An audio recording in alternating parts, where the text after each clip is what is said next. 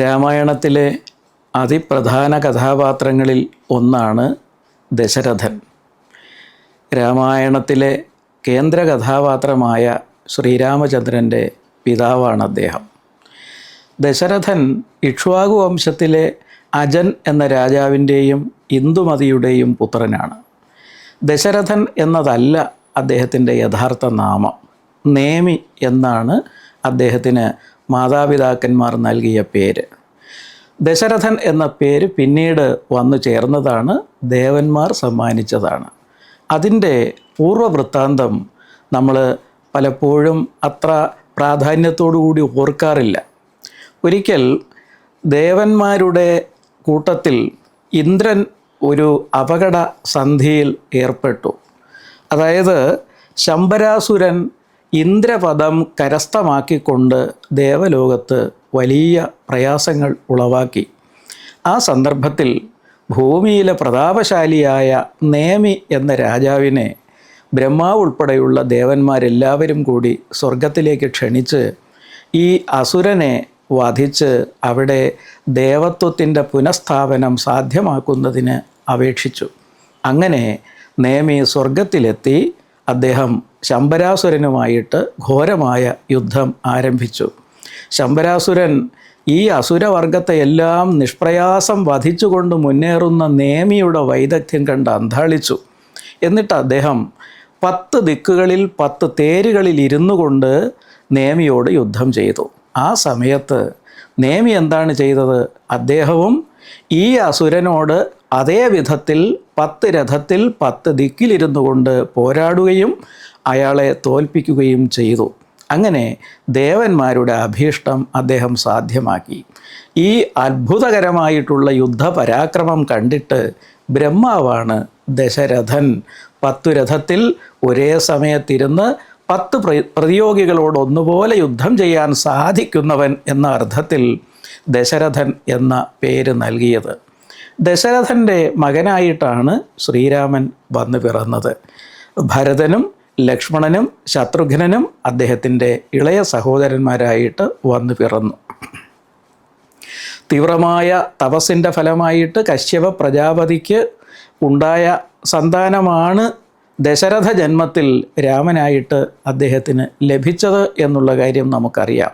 പക്ഷേ ദശരഥൻ്റെ ജീവിതത്തിൽ ഭരണാധികാരി എന്ന നിലയിൽ, ഒരു കുടുംബനാഥൻ എന്ന നിലയിൽ അദ്ദേഹം ചെയ്ത ചില കർമ്മങ്ങൾ വലിയ തിരിച്ചടികൾക്ക് കാരണമായി തീർന്നു എന്നത് നമ്മുടെ ജീവിതത്തിൽ പ്രസക്തമായ അമൂല്യമായ ഒരു പാഠം സമ്മാനിക്കുന്നുണ്ട്.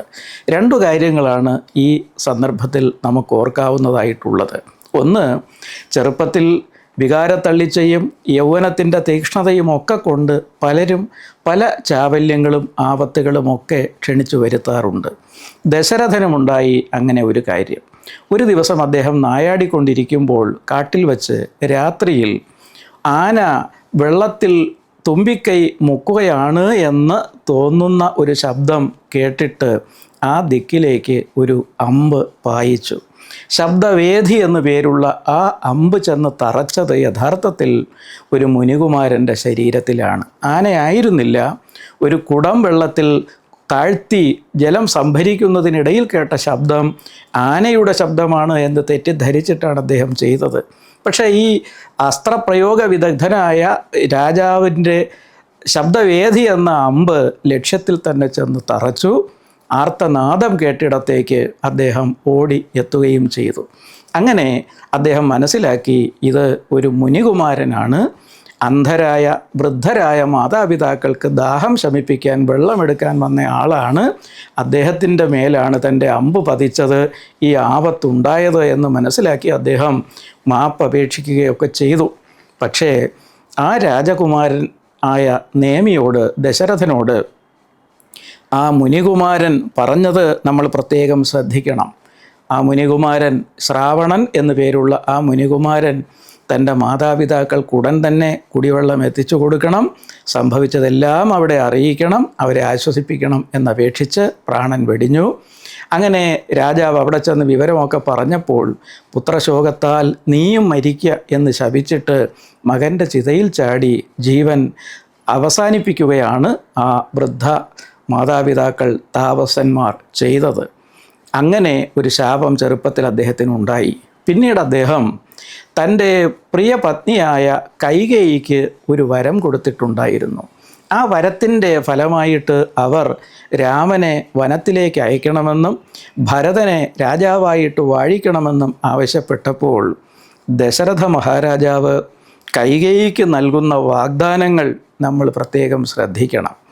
ഒരിക്കലും ഒരു ഉന്നത ഭരണ സ്ഥാനത്തിരിക്കുന്ന വ്യക്തി വ്യക്തിപരമായ ആവശ്യത്തിനു വേണ്ടി, സ്വാർത്ഥ താല്പര്യത്തിനു വേണ്ടി, സ്വകാര്യതയ്ക്ക് വേണ്ടി, കുടുംബ ആവശ്യത്തിനു വേണ്ടി പൊതുഹിതം അവഗണിച്ചുകൊണ്ട് പ്രജകളുടെ താല്പര്യം മാനിക്കാതെ കണ്ട് പറയുന്ന വാക്കുകൾ അദ്ദേഹത്തിൽ നിന്നും പുറപ്പെടുകയുണ്ടായി. ഏത് അധർമ്മം ചെയ്യുന്നതിനും കൈകേയിയുടെ പ്രീതി സമ്പാദിക്കുന്നതിന് താൻ ഒരുക്കമാണ് എന്നതാണ് അദ്ദേഹം പറഞ്ഞതിൻ്റെ ചുരുക്കം. അത് ഒരിക്കലും ഒരു ഭരണാധികാരിയിൽ നിന്ന് പ്രതീക്ഷിക്കാൻ പാടില്ലാത്തതാണ്. പ്രജകളുടെ താല്പര്യം അനുസരിച്ച് മാത്രം ഭരിക്കാൻ നിയോഗിക്കപ്പെട്ട ആളാണ് ഭരണ അധികാരി. രാജാവായാലും ജനാധിപത്യത്തിൽ ഭരണമേൽക്കുന്ന വ്യക്തി ആയാൽ തന്നെയും. ആ പാരമ്പര്യം ദശരഥൻ യോഗ്യമല്ലാത്ത ഒരു സമീപനം സ്വീകരിച്ചതിൻ്റെ തുടർച്ച ഇന്ന് ജനാധിപത്യത്തിൽ നമ്മൾ കാണുന്നു. യഥാർത്ഥത്തിൽ ദശരഥൻ മാനിക്കേണ്ടിയിരുന്നത് പട്ടമഹിഷിയായ കൗസല്യയുടെ അഭിപ്രായമായിരുന്നു. അദ്ദേഹം അത് മാനിച്ചില്ല. കൈകേയിയുടെ സ്വാർത്ഥത്തിന് കീഴടങ്ങി പ്രിയപുത്രനായ മര്യാദാപുരുഷോത്തമനായ രാമനെ വനവാസത്തിന് അയച്ചു.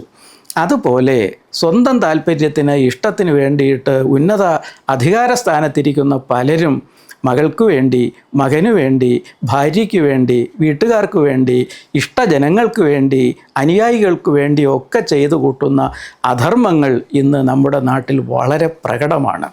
ഇതെല്ലാം നമുക്ക് കാട്ടിത്തരുന്നത് ദശരഥൻ്റെ ജീവിതാവസാനം എങ്ങനെ എന്ന പാഠമാണ്. ദശരഥന് സമാധാനത്തോടുകൂടി മരിക്കാൻ സാധിച്ചില്ല. അസ്വസ്ഥനായിട്ട് വളരെ ദുഃഖിതനായിട്ടാണ് അദ്ദേഹം ഈ ലോകം വിട്ടു പോകേണ്ടി വന്നത്.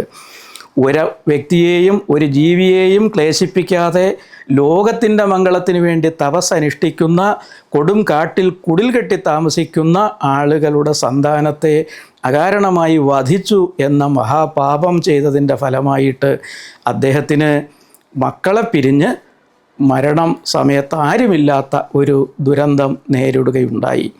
അതുപോലെ തന്നെ സ്ത്രീക്ക്, ഭാര്യയ്ക്ക് വശംവദനായിട്ടാണ് അദ്ദേഹം ചില തീരുമാനങ്ങൾ എടുത്തത് എങ്കിലും ഭാര്യയുൾപ്പെടെ ഒരു സ്ത്രീയുടെയും അനുഭാവം കിട്ടാത്ത വിധത്തിൽ ഉപേക്ഷിക്കപ്പെട്ട നിലയിലുമായി തീർന്നു അദ്ദേഹത്തിൻ്റെ അവസാന നിമിഷങ്ങൾ.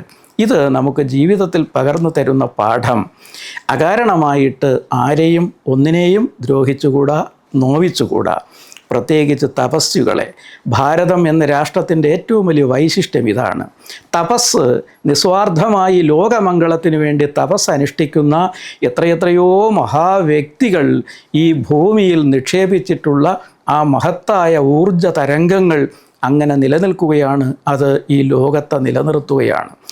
ആ വിധത്തിലുള്ള വ്യക്തികളോട് ഒരു പ്രകാരത്തിലും ദ്രോഹം ചെയ്തുകൂടാ എന്ന പാഠം കൂടി ദശരഥൻ്റെ അവസാനത്തെ അനുഭവം നമുക്ക് ബോധ്യപ്പെടുത്തി തരുന്നു. അതുപോലെ ഭരണ സ്ഥാനത്തിരിക്കുന്ന ആളുകൾ മറ്റുള്ളവരുടെ ആവശ്യത്തിന് വഴങ്ങി വശംവദരാകി സമൂഹത്തിൻ്റെ താല്പര്യം ബലി കൊടുക്കുന്നതും അവസാനം ആപത്തിലേക്ക് നയിക്കുന്നതായിരിക്കും എന്ന പാഠവും നമുക്ക് ലഭിക്കുന്നുണ്ട്.